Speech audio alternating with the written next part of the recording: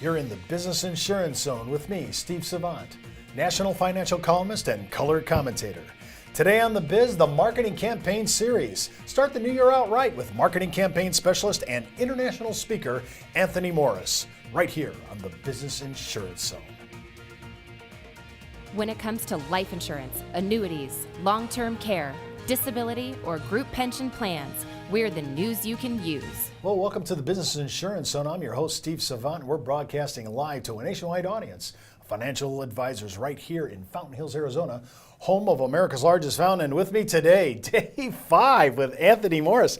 Anthony, 5 days in a row. You surviving? Thank you, Steve. Ready to roll. Oh, he's ready to roll. Well, if you've missed any of our shows, each segment of each show, we've been breaking out some of Anthony's base marketing campaigns, and they are huge. If you missed any of it, go out to our site, www.brokersalliance.com. Go ahead and go to our front page of our homepage. As soon as you see that red button, On Demand Video, just click on it, and you'll see Monday, Tuesday, Wednesday, and Thursday show with Anthony.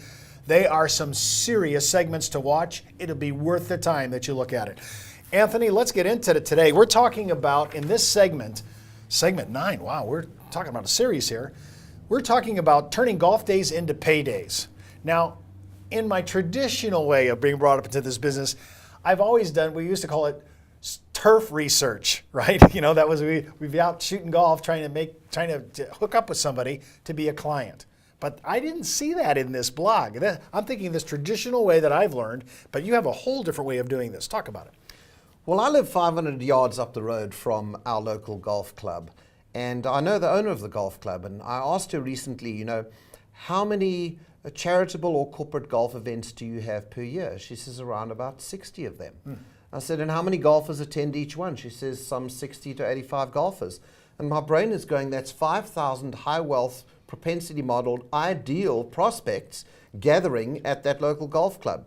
So as a result of this, and this happened some years ago, we developed the concept of you sponsoring a corporate or charitable golf day. So Pfizer, the pharmaceutical company, is already gathering 60 to 80 urologists who they've marketed to, and they're gathering for a day of golf at your local golf club.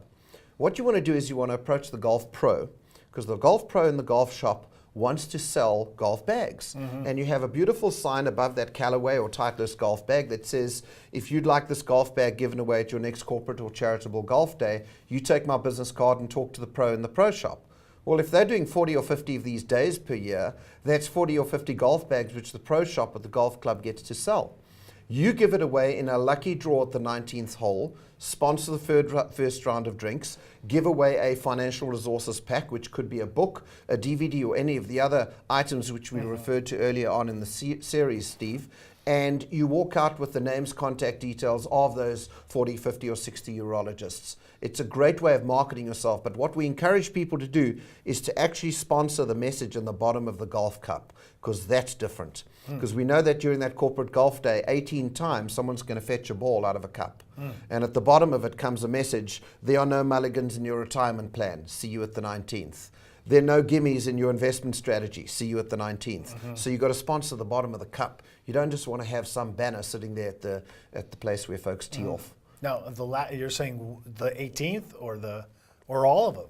Each one of those cups has a message from you in the bottom, so that 18 times during the day, they're looking at your name, your logo, and they recognize you at the 19th when you're standing there ready to do your lucky draw giveaway. I say this with fear and trepidation. Do you have these ready to go, 18 things that you can use inside a cup? Yes, I do. In our online store, they can get all 18 messages, and all they've got to do is they just got to die cut them, and they're ready to roll. I love that. This is ready to rock. This is stuff we're already doing. That's proven, and this is really small step. This is kind of like for you people who don't want to tweet and blog, this is the best next thing. You're putting it's a small message, right? Very much, and mulligan, I haven't heard that word in a long time. So when we're talking about unique ways to approach, golfing is one. I mean, there's other ideas here, but that idea, easy, simple. We're not talking major league money outlay here. We're talking about touching affluent and uber wealthy. That to me is a nice high plan to integrate into my practice. Well, absolutely. You can look at your current client base as well.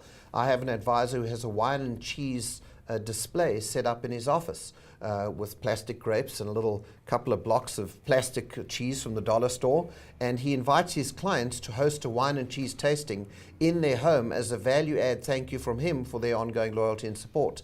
And you can bring together up to 5 couples, and he brings in the wine and he brings in the cheese and someone who does the wine pairing, and it's a wonderful way in a relaxed environment of getting to meet 4 or 5 couples who are demographically and financially just the same as your top client.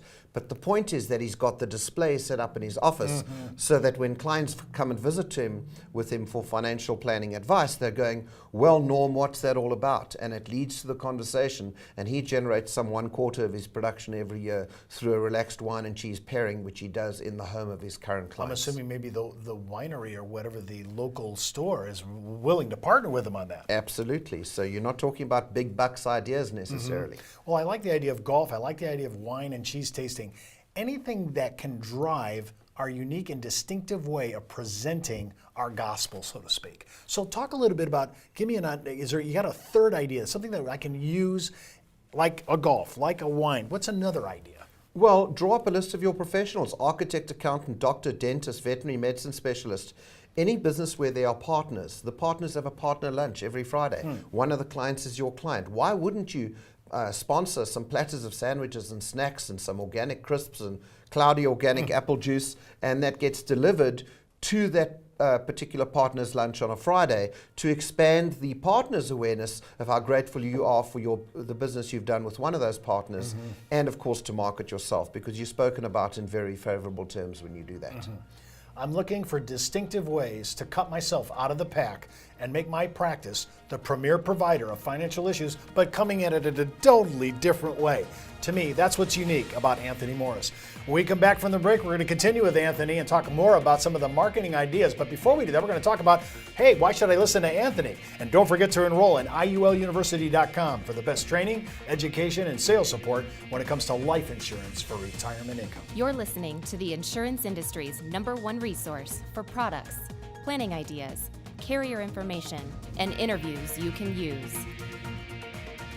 When it comes to life insurance, annuities, long-term care, disability, or group pension plans, we're the news you can use. Did you know the average 401k runs out of money just 7 to 8 years into retirement? Time Magazine, the Wall Street Journal, and many other publications have warned of the difficulty of saving with a 401k.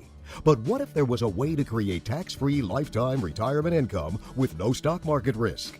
Good news, there is. You know, living in fear of the next market dive is not the way I want to live my life. Why would I go out there and take on risk when I don't need to? I have a lot less stress knowing I can't lose any more of my retirement savings in the stock market. Call now to receive your free, no-obligation analysis of what this retirement vehicle could do for you, a comparison to your current retirement plan, and a free video that explains this exciting opportunity. Start planning a retirement you can enjoy instead of worrying about future tax increases and stock market losses. Creating income that will last your entire life is the most important thing you'll ever do. Take control of your future. Call now for your free analysis, comparison, and video. Well, welcome back to the Business Insurance Zone. I'm Steve Savant with Anthony Morris. And remember, you can order today's giveaways at thebiz@brokersalliance.com. And what are we giving away today? Conversations for Cash, Anthony's online ebook. Just write us at brokersalliance.com, The Biz. And remember, you can get one of 5, actually, we're going to give you 5 video vignettes from Anthony's client building campaigns. And I got to tell you, a little side note, he's got 52 of them. 52 of these vignettes, and we're going to give away 5 of them. So just write me at thebiz@brokersalliance.com. We'll tell you all how to do that and be happy to send it to you. Anthony, a lot of people are always sitting there, you've spoken, think about it, you've spoken in 50 countries over the last 20 years. You've been in exotic places from Dubai to Sydney to South Africa.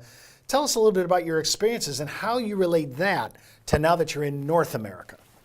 Well, I think one of the changes that's bound to happen, as we are some 12 to 15 years behind the changes to the regulatory environment. You can track all major change in financial services to France, followed by England, followed by Australia, and then it gets to North America. A couple of things that are likely to change. Steve, we're sitting right now recording this in December. On the 1st of January 2013, the commission structure is gone in the United Kingdom. And according to my industry leaders who are colleagues of mine there, they're going to lose up to 1/3 of their advisors over a 24-month period. who will not be able to cope with the shift to the fee-for-service model. In other words, if suddenly you've got to start paying me $50 a month as my client for me to be your financial advisor, what value do I need to be delivering to you? Now, you and I know that you've been paying the $50 a month already. We've just been calling it a commission.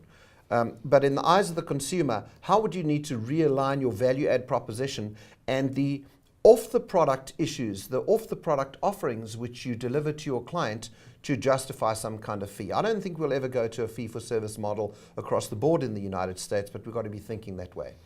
The other issue, of course, is disclosure of compensation. And that has been a very real issue in Australia and the UK for the longest time, where we have to show the consumer how much money we're actually making from that investment product or that life insurance product. Comes back to the question once again, what are you delivering for that fee which you're earning in terms of that client? The third thing which I believe is likely to change is the documenting advice. In Australia, the average SOA, Statement of Advice, is 79 pages long. And I think we're possibly a decade away or a little bit more from you having to look at all aspects of a client's planning before you're allowed to place a financial solution or product. I mean, you think about the ludicrousy, Steve, relatively speaking, of you being my life insurance consultant or my investment consultant, but now I'm in the oncology ward on chemotherapy and you've never raised the conversation of income protection or critical illness coverage within my portfolio. At what point did you stop being my financial advisor? These are very real moral issues which I believe will become part of the heated debate going forward in terms of doing a financial plan for the client, not just doing life insurance quotes or selling products to the client. So you're saying we may even have some exposure, some errors and omissions exposure by not bringing up these things. And in this new document, this may be imported into that. And we're going to be using these kind of documents not only because they're really, actually, they're pretty good prospecting tools, but they're also there to protect our practice. Well, absolutely. You know, the United States is the most litigious society in the world. People sue each other all the time here.